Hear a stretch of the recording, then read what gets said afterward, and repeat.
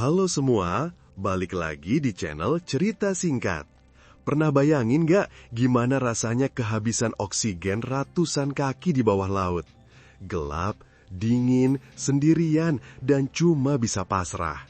Nah, hari ini kita bakal ngebahas film yang diangkat dari kisah nyata yang bikin bulu kuduk merinding. Judulnya Last Breath. Sebelum kita mulai, silahkan subscribe dulu channel ini guys. Lalu kita langsung masuk ke alur ceritanya. Film dimulai pada September 2012 di Skotlandia. Kita kenalan sama seorang penyelam jagoan bernama Chris Lemons.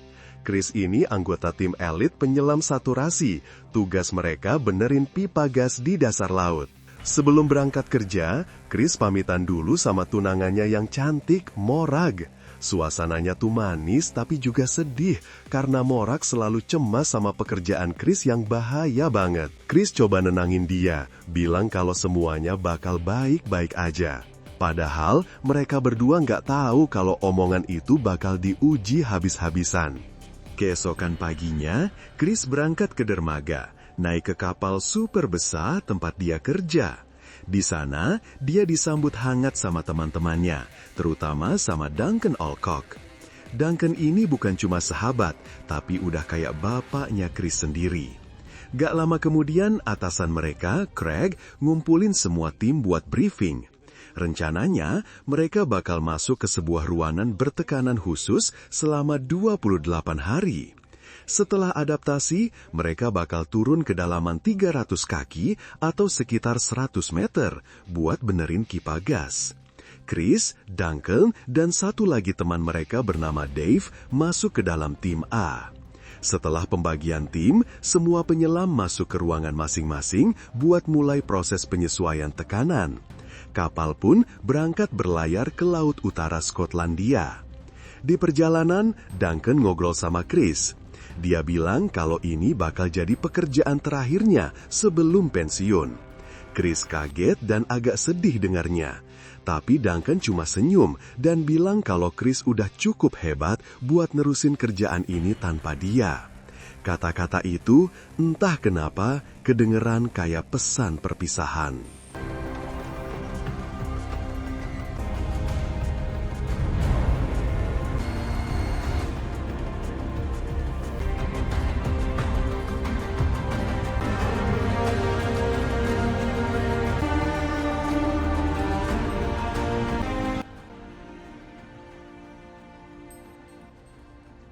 Beberapa hari kemudian, kapal mereka akhirnya sampai di lokasi.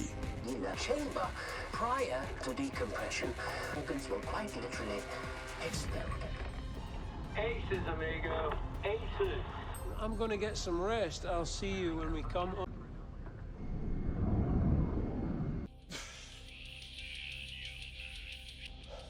For God's sake, Village Hall next door, 150. What else? Well, do you miss me? Team A entering wet. Malam itu, giliran timnya Chris yang turun. Duncan bertugas mantau dari kapal, ngontrol komunikasi, dan aliran udara lewat selang raksasa yang disebut umbilical line. Selang ini adalah nyawanya para penyelam, karena nyalurin oksigen, listrik buat pemanas baju, dan juga koneksi suara. Sementara itu, Chris dan Dave udah ada di dasar laut, kerja di tengah kegelapan total dengan tekanan air yang luar biasa. Suasananya sunyi banget, cuma kedengaran suara napas mereka sendiri. Bagi Chris, kerjaan ini bukan cuma soal duit, tapi juga pembuktian cintanya buat Morag demi masa depan mereka. Connected. The dive control, how's your feed? Yes, coming through. It is on. That's good material. Had an irregular bowel movement since 95. Valves are not lights for diver 1. Okay. Gas flows. Comms check. Okay, stay safe. Chris dan Dave langsung menuju manifold, sebuah struktur baja raksasa tempat pipa gas berada. Begitu listrik dinyalain, cahaya lampu samar-samar nerangin area kerja mereka. Tanpa buang waktu, mereka mulai bekerja.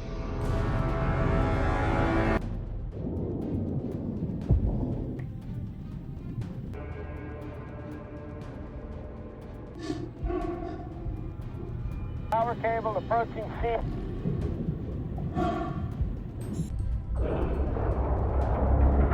Power.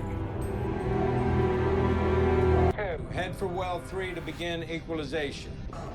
Bill, all looking good from up here. How's it looking, Diver 2? Visibility's not great. Tapi, baru beberapa menit kerja, mimpi buruk dimulai. Sistem super canggih di kapal yang berfungsi jaga posisi kapal biar gak gerak, tiba-tiba error. Akibatnya, kapal mulai geser pelan-pelan, ngejauh dari lokasi Chris dan Dave. Dave yang sadar duluan langsung panik. Dia teriak lewat radio, nyuruh Chris buat cepetan naik ke atas manifold dan balik ke Bell, semacam kapsul penyelamat tempat mereka turun tadi. Out of control. Abort! Abort! Our umbilicals are over the manifold. Chris, you've got to really move.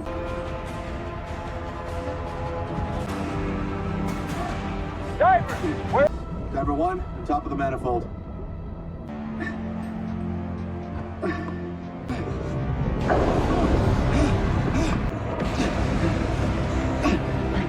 The wind's spinning us around.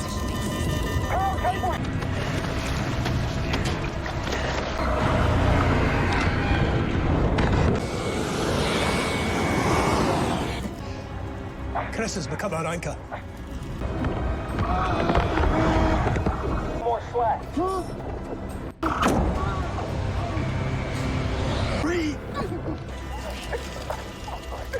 On me. Switch to your bail. Good. Burn through your backup gas. Understand? What's the gas? Dave berhasil naik duluan, tapi Chris malah nyangkut. Selang kehidupannya itu kesangkut di struktur baja. Sementara kapal terus ngejauh. Selang itu makin ketarik kencang, bikin badan Chris gak bisa gerak. Dalam kepanikan, Chris berusaha lepas dan selang itu putus. Bersamaan dengan itu, Chris ikut keseret dan jatuh terhempas ke dasar laut yang gelap. Sebelum kontak benar-benar putus, Dave sempat ngasih pesan terakhir. Kalau kamu selamat, coba naik lagi ke atas manifold biar kami gampang nemuin kamu. Di atas kapal, Duncan yang lihat di monitor selang Chris putus langsung lemes. Gak lama, Dave muncul sendirian di Bell bawa kabar buruk. Duncan cuma bisa diem, hatinya hancur. Sahabat yang udah kayak anaknya sendiri sekarang terdampar di dasar laut, tanpa oksigen, tanpa komunikasi. Craig, si bos, lari ke ruang kemudi buat nurunin jangkar, tapi kapten kapal nolak mentah-mentah. Lokasinya terlalu bahaya, banyak pipa gas aktif di bawah. Salah nurunin jangkar, bisa-bisa semuanya meledak. Sekarang, Chris benar-benar sendirian. Oksigen utama putus, pemanas baju mati, koneksi suara hilang. Dia cuma punya sisa oksigen di tangki darurat yang cuma cukup buat beberapa menit. Di dasar laut yang sunyi dan dingin, Chris berusaha tetap tenang. Dengan sisa tenaga, dia ngerangkak di lumpur sampai akhirnya nemuin lagi struktur manifold. Dia ingat pesan Dave dan berusaha naik ke atasnya.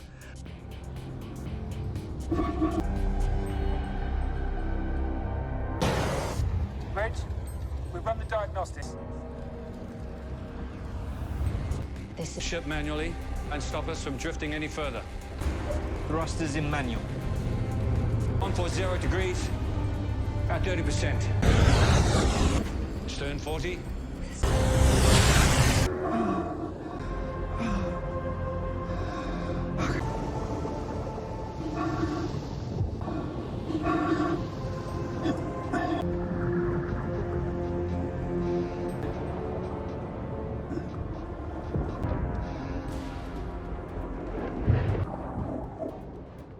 Tapi sebelum sempat ngapa-ngapain, napasnya mulai sesak, oksigennya habis.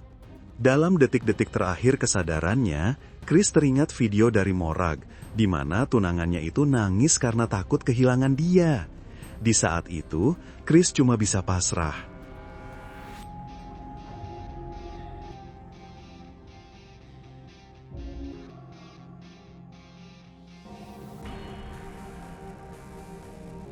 And I know what we have is extraordinary too. I'm sorry. I don't know what I'm saying.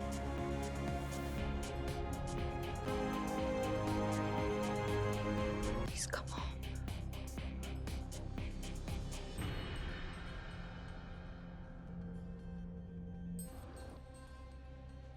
Sementara itu, di kapal, semua orang panik. Seorang kru bernama Jack nekat coba benerin sistem kapal secara paksa. Kru lain bernama Max ngendaliin ROV, sebuah robot bawah laut, buat nyari Chris. Semua mata tertuju ke monitor, berharap ada keajaiban.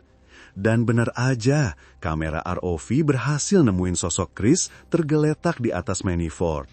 Craig lega, setidaknya Chris ketemu.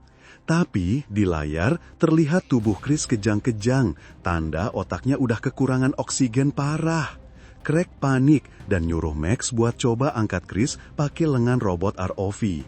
Tapi Max nolak, risikonya terlalu besar. Eyes are closed.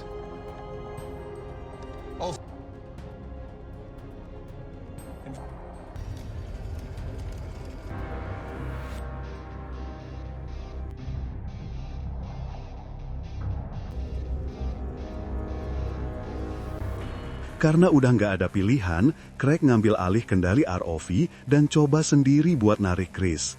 Tapi gagal. Ternyata, sebelum pingsan, Chris secara naluriah ngikat badannya sendiri ke manifold, biar nggak hanyut ke bawah arus. Cerdas banget.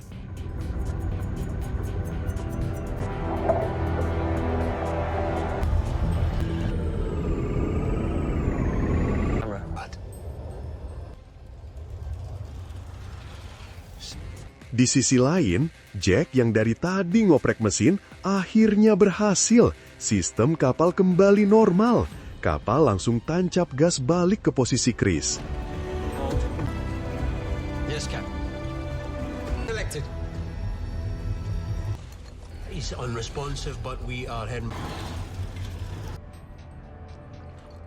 Copy that. Begitu sampai, Dave tanpa ragu langsung turun lagi buat nyelamatin sahabatnya. Setibanya di manifold, Dave nemuin Chris yang udah nggak bergerak. Dengan sisa napasnya sendiri, Dave berjuang keras ngelepasin ikatan dan narik tubuh Chris yang udah lemas. Dibantu arahan dari Duncan lewat radio, Dave akhirnya berhasil bawa Chris naik ke dalam bel.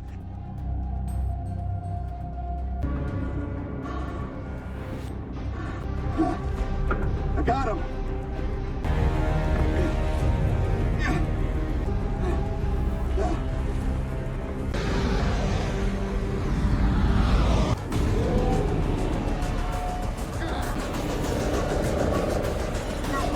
Duncan!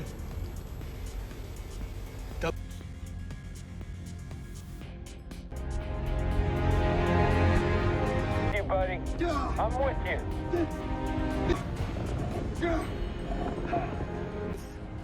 You're pushing too hard. Hey, what's going on?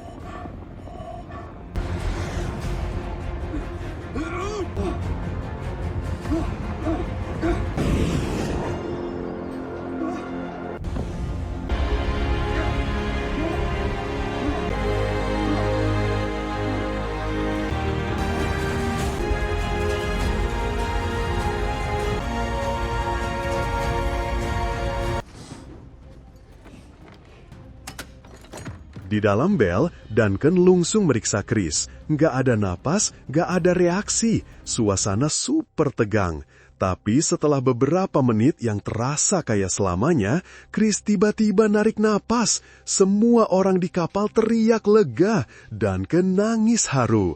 Secara medis, setelah hampir 40 menit tanpa oksigen, Chris seharusnya udah nggak mungkin selamat. Ini bener-bener mukjizat.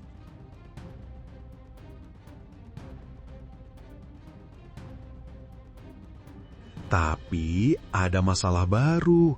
Waktu diajak ngomong, Chris cuma diam, matanya kosong. Mereka semua takut Chris mengalami kerusakan otak permanen. Tapi tiba-tiba, di tengah kesunyian itu, Chris ngomong pelan. Seketika, suasana langsung pecah. Semua kru nangis bahagia. Perjuangan mereka gak sia-sia. Chris selamat.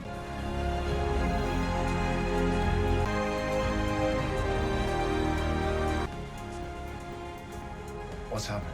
Tell you about that later.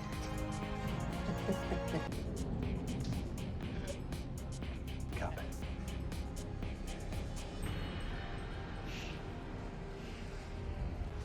Let's get him on.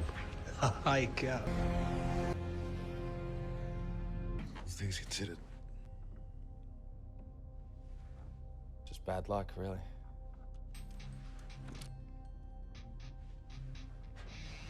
About 40 minutes. Setelah kejadian itu, mereka langsung balik ke darat. Ajaibnya, proses pemulihan Chris cepat banget. Chris cerita, waktu itu dia sebenarnya udah sadar dan dengar semua obrolan mereka. Tapi dia milih diam. Dia syok karena ketakutan tunangannya jadi kenyataan. Dia hampir mati di laut. Dalam perjalanan pulang, Chris akhirnya nelpon Morak. Dia cuma bilang kapalnya ada masalah dan harus pulang lebih cepat, gak cerita detailnya. Beberapa hari kemudian, kapal tiba di pelabuhan. Still gonna miss it? Figure it out. Good idea. Love you, brother. Love you too, Dunks. Chris langsung lari nemuin Morak. Tanpa kata-kata, Morak meluk Chris erat banget, seolah ngelepasin semua ketakutan yang dia pendam. Di sanalah, Chris akhirnya menceritakan semua yang terjadi. Morak nangis dan minta Chris berhenti dari kerjaan itu. Tapi Chris cuma senyum dan bilang, "Aku masih hidup kan? Itu bukti kalau aku bisa ngelewatin apapun." I love you, Chris.